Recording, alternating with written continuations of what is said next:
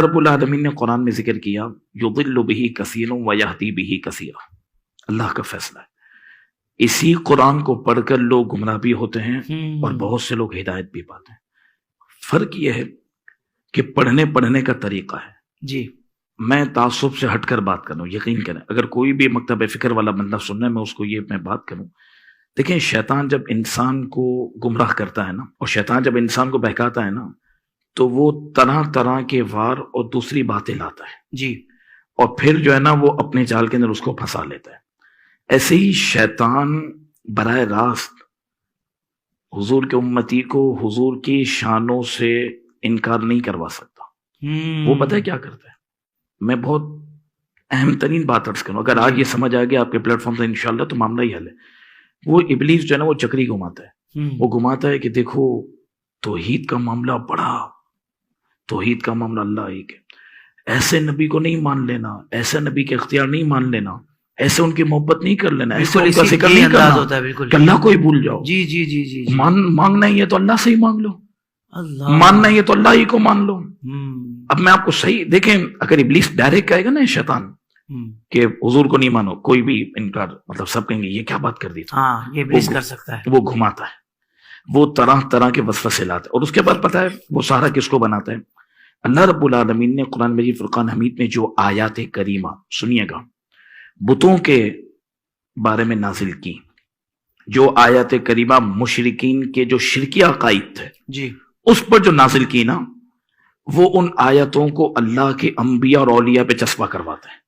یہ سب سے بڑا مسئلہ ہے جو ابھی حضرت نے مطلب توجہ دلائے نا قرآن مجید فرقان حمید کے حوالے سے۔ آپ اس کو سمجھیں کہ اگر ابلیس جن آیات کریمہ کو سہارا بناتا ہے اور غلط مفہوم پیش کر کے حضور کے امتیوں کو دل میں ڈالنے کی کوشش کرتا ہے، دیکھو یہ تو مچھر کا پڑ نہیں بنا سکتے، یہ تو یہ نہیں کر سکتے، یہ تو وہ نہیں، قرآن میں موجود ہے۔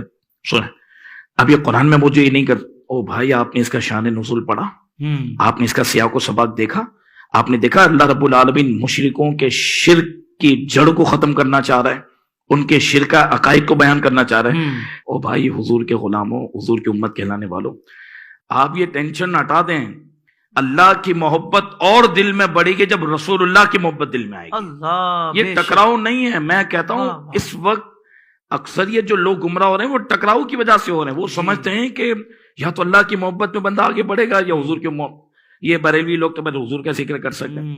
بھائی اللہ رب العالمین ہی کے حکم پر حضور کا ذکر ہو رہا ہے۔ اللہ رب العالمین نے اذان کے ساتھ محبوب کے ذکر کو رکھا۔ آپ دیکھیں، آپ اذان دیکھ لیں جہاں اللہ کی کبریاء وہاں حضور کی رسالت کا ذکر ہو رہا ہے۔ آپ اقامت کو دیکھ لیں، کوئی ایسا مقام بتائیں، آپ کی نماز اس وقت تک کامل مکمل نہیں ہوگی جب تک آپ حضور کی بارگاہ میں سلام پیش نہ کریں۔ میں ہر مکتب فکر کو میں اس طرف دعوت فکر دوں گا، او بھائی خدا کے واسطے آپ کیوں امت کو دوسری طرف لے کر جانا چاہتے ہیں؟ یاد رکھیں اللہ رب العالمین کے ذات کا قرب، اس کی محبت، اس کی بارگاہ سے مقام اسے ہی ملے گا جو در مصطفیٰ سے وفا کرے گا۔ بھائی بتوں کا معاملہ الگ ہے، اللہ کے پیاروں کا معاملہ الگ ہے۔ اب میں آپ کو قرآن کی مشہور آیت کریمہ عرض کروں، وَلَوْ أَنَّهُمْ إِذ ظَّلَمُوا أَنفُسَهُمْ جَاءُوكَ، حبیب جب یہ اپنی جانوں پر ظلم کر لیں تو وہ آپ کی بارگاہ میں آئیں، جی آپ کی بارگاہ میں جاؤکا، پھر کیا کریں؟ فاستغفر اللہ، آنا حضور کی بارگاہ میں، پھر اللہ سے توبہ کرنی۔ کہتے ہیں آپ مسجد نبوی کی نیت کریں، میں نے کہا مسجد نبوی کو نسبت حضور کی وجہ سے، یہ آپ کیا بات کر رہے ہیں کہ مسجد نبوی کی طرف نیت کر کے جانا جائز ہے؟ کوئی دربار رسالت کی نیت کرے تو معاذ اللہ یہ حرام ہو گیا۔ کس طرف آپ چلے؟ حضور کے لیے قرآن میں کیا فرمایا؟ فرمایا جاؤ کا، حبیب آپ کی بارگاہ میں آنا ہے، پھر کیا کرنا ہے؟ اللہ سے استغفار کرنا، بات پوری ہو گئی۔ بھائی جب اللہ کے حقوق تلف کیے ہیں، اس کی نافرمانی کی ہے تو توبہ کر لیں۔ فرمایا نہیں، پہلے حضور کی بارگاہ میں آؤ۔ بھائی ہم سے کیوں لڑتے ہو؟ بریلویوں نے قانون نہیں بنایا، اعلیٰ حضرت نے اس پر عمل کیا ہے، قانون تو رب نے بنایا ہے۔ کیا کہنے، کوئی ایک عقیدہ ہم نے نہیں گڑھا، خدا کی قسم میں بات کر رہا ہوں، کوئی ایک عقیدہ بتائے، میں عقیدے کی بات کر رہا ہوں، جو ہمارے مستند علماء کرام ہیں ان کا کوئی ایک عمل بتائیں کہ جنہوں نے امت تک آگے پہنچا اور اس کی بنیاد قرآن و سنت میں نہ ہو۔ آپ نہیں بتا سکتے۔ امام احمد رضا نے کوئی ایک بات اپنی طرف سے نہیں گھڑی جو قرآن و سنت، جو صحابہ، جو اسلاف، جو اولیاء، جو 1400 سال سے طریقہ چل رہا ہے اس کو آگے بڑھایا۔ اب میں 1 منٹ لوں گا۔ اب آپ فرمایا کہ تم محبوب کی بارگاہ میں آؤ۔ حافظ صاحب یہ اختیار کی بات کرتے ہیں، میں نے کہا اگر تم نے حضور کے اختیار نہیں مانا تو یہ تو بتاؤ کلمہ پڑھ کر تو مسلمان کیسے ہوئے؟ حضور کے نام نے تو تمہیں مسلمان کیا ہے. اچھا پھر شفاعت کی بات ہے تو اب آئے حضور کی بارگاہ میں، توبہ کر لی، بات ہو گئی. فرمایا نہیں، واستغفر لهم الرسول، محبوب بھی استغفار کریں. محبوب کی سفارش ضروری ہے. جب محبوب تیرے لیے استغفار کر دیں گے نا، لوجد اللہ توابا رحیما، تو تم ضرور اللہ رب العالمین کو بہت توبہ کرنے والا مہربان پائیں گے. اور قرآن کی ایک آیت میں پڑھ دوں جو حضرت نے اولیاء کے اوپر بات کی، فالمدبرات امرا، یہ پڑھ لیں آپ. قرآن کی آیت پڑھ رہا ہوں، اس کی آپ تفسیریں اٹھا کے پڑھ لیں. یہ بہت وسیع کلام ہے جس کا میں مفہوم اگر آسان 1 منٹ میں عرض کروں تو اللہ رب العالمین نے یہاں پر ان فرشتوں کا اور ان اپنے اکابر اولیاء کا ذکر کیا جو اولیاء میں بہت بڑے درجے رکھتے ہیں. فرمایا کائنات میں تصرف یہ کرتے ہیں.